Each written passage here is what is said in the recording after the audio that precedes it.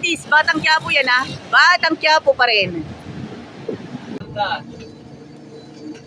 Okay, it's Batang Quiapo time. Alam na ha. Dito po tayo, bus number 58, Jackliner. At tayo po ay papunta po tayo ng South Central Luzon Conference. But before that, at alam naman natin, nag-stop over po tayo ng Santo Tomas para may karagdagan ng tayo ng content. So, sakto lang naman at wala naman maliliit, di ba?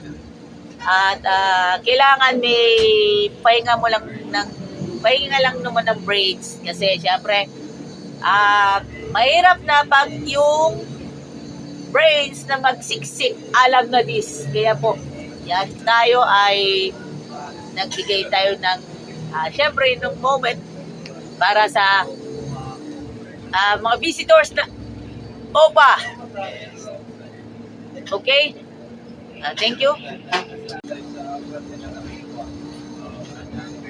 Okay mga kaibigan, bus number 58 Jackliner, passenger check, alam na this. Alam na this. Ayan. Road to Sabat. Ayan. Ang church na ating i-feature ay San Rafael SDA Church, San Pablo City. Metro San Pablo District 1 sa pangunguna ni Ma'am Winona Solinamcredo. Kaya para. Yan po, content po natin. Ayan, alam na this. Iyan, mga kaibigan. Bus number 58. Hello. Ayan, naka-video po tayo. At kasama po yan sa ating content sa Adventist. Ayan, mga kaibigan na yan, some notes po tayo. Bus number 58. Yan, mga kaibigan. Yan. Kapatid, akala ko puno na tayo ng Koreano. Sabi ko mapapalaban yan na tayo ng English dito. Pero ngayong umaga po ay nagpapasalamat tayo sa Panginoon sapagkat dinala tayo dito sa lugar na ito. Ang aking part ngayon ay mag-promote tungkol po sa ating ginagawang mga care groups at sa ating ginagawang missionary work dito sa ating paligid ng San Rafael Church. Alam niyo po, ang isa sa pinakamahalagang gawain natin mga kapatid ay unang-una tayo ay dapat ay may connection sa mga tao at alamin natin yung kanilang culture, ano yung kanilang mga ginagawa at ipakita natin yung pagmamahal. Sabi nga ay build relationships para madali mo silang maakit, kaibiganin mo sila. At ang sunod ay yung serve others, help with needs. Alam niyo po, dito pong bago kami nag-umpisa sa aming ginagawang branch Sabbath School at care group dito diyan po sa Maytulay, ang una po namin ginawa dito ay nagpapakain kami. Dito ang church ko, nagpapakain tayo ng mga bata. Tapos yung mga bata, minsan nagsasama ng mga matatanda. So yun ang naging, habang kami nag-branch Sabbath School, meron din kami ginagawa sa mga matatanda. So, kumbaga double agad ang ating ginagawang pagmimisyon. At minsan, kasi diyan po sa amin pinupuntahan, at tagal na namin dyan, siguro ilang taon na. Pero maganda po pala yung ganun talaga, na hindi mo sila aalisan at basa-basa. Kasi minsan sinasabi lang, magkataon mo tayo dyan, paulit-ulit na lang tayo, parang wala na bang graduation yan. Kumbaga dyan na lang palagi tayo. Pero alam niyo, mas maganda pala yung ganun. Kumbaga may nagtatanim ka lang na nagtatanim, and at the end, ay ang Panginoon ang bahalang gumawa sa puso ng mga tao. At minsan din, nakakaranas din kami ng parang nakakatamad ng pumunta, paulit-ulit na lang.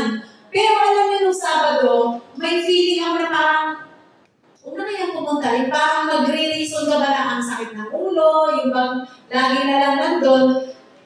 Aba, nung kami dumating nung Sabado, nagulat kami. Kasi nandun na agad sila, nakaupo na agad doon nandun lang sa aming pinag-branch Sabbath School. Nagulat ako, bigla ako na konsensya, sabi ko, ay naku, napag-anon ako, mabuti na lang hindi ako, kung parang sinunod ko yung isip ko na, madali ko lang sabihin sa mga kasama ko, kung tayo pumunta sa amin lang kasi lagi-lagi naman tayo Pero alam mo, nung dumating ako nung Sabado, kami nung dumating, talagang ako'y napagulong sa sarili ko, mabuti na lang pumunta ka namin. Parang nabanggit ko rin sa kanila, mabuti pumunta tayo dito. Ano kasi, tingnan mo nakaupo na agad sila at ready silang makinig. Yung aming mga dating pinaglilingkuran doon ay maliliit pa, ngayon ay nagsilaki na. Although yung iba, medyo umaalis, nagsasawa din siguro sila. Siyempre, hindi mo naman basta-basta maaano yung mga yan eh.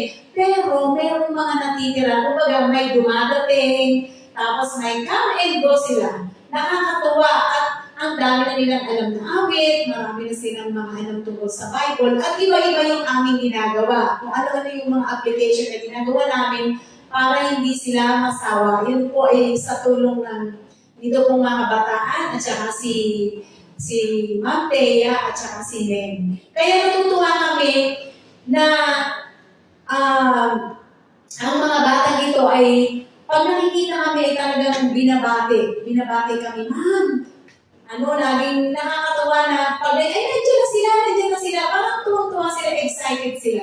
Although hindi sila masyadong pupunta dito sa church, pero nakikita ko na talagang someday siguro ang mga batang dito rin ay makakakilala ng Panginoon. Katulad ni Ate Marilyn. Si Ate Marilyn ay isa sa mga bunga po ng ating matagal na ginagawang care group doon. Sila po ay 3 na doon na mga matatanda. And someday, itong mga kapatid na ito ay hindi natin alam kung hanggang kailan tayo dito. So, sila yung magiging pillar of the church dito sa ating church ng San Rafael. Ang sabi nga dito sa ating isa sa verse dito sa Mark 16:15 at sinabi niya sa kanila, magsiyaon kayo sa buong mundo at ipangaral ang Ebanghelyo sa lahat ng nilalang. Ngunit tatanggap kayo ng kapangyarihan pagdating ng Espiritu Santo sa inyo at kayo'y magiging aking mga saksi sa Jerusalem, sa buong Judea at Samaria at hanggang sa dulo ng lupa. Maraming salamat po.